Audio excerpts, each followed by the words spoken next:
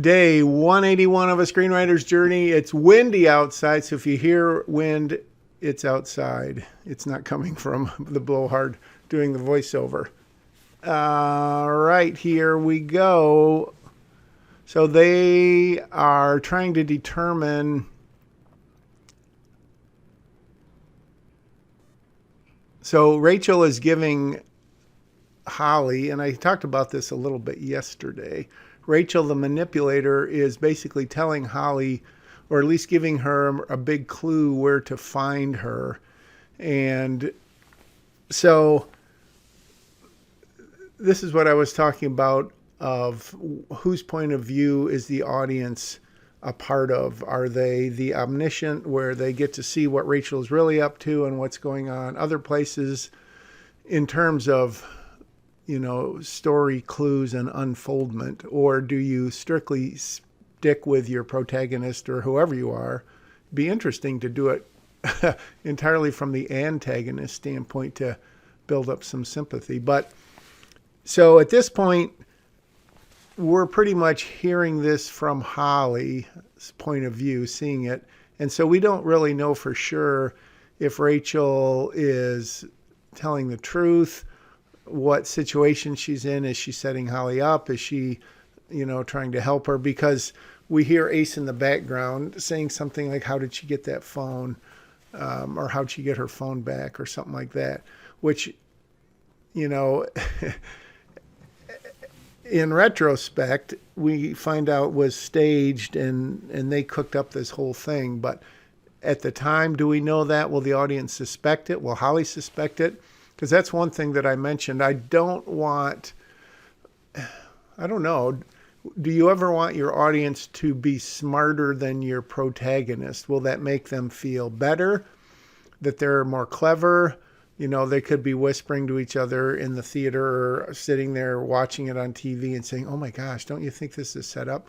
Which is kind of cool, as opposed to like Sherlock Holmes, the BBC Sherlock Holmes, where he was just so incredibly smart that it was very, very, very rare that you would get ahead of him and figure it out. So I'm not pretending this is anywhere near. It does not attempt to be a clever whodunit or, a crazy, mad, insanely smart person. So,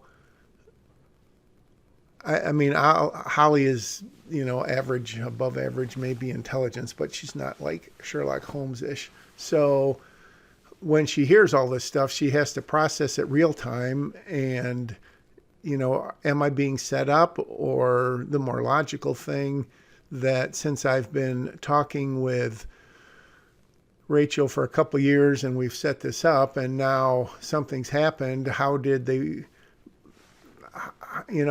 bad guys find out that they were going to be there? And I guess that's really what it comes back to. Either, if Holly stops to think about it, who would have told them? And maybe that's something that I need to add in, because I know I've thought that through a lot, but I don't know that it's in the script right now.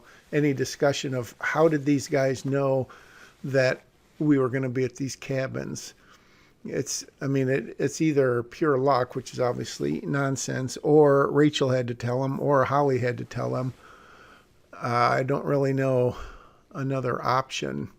So I don't think, that could be something where the audience would say, oh my gosh, why didn't she realize that? Why didn't she immediately see that? And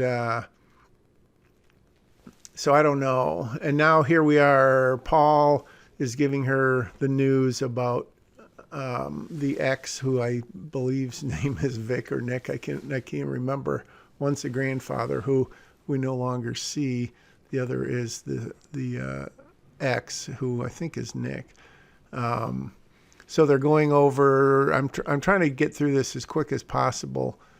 And the big question in my mind is, how is Paul going to play into this? Because I initially saw him as the mentor, like the Obi-Wan person, obviously in a completely different way, who ends up getting killed. And that's sort of the all is lost point. But it hasn't really worked out. Anyways, the day's over. See you tomorrow. Thanks. Bye.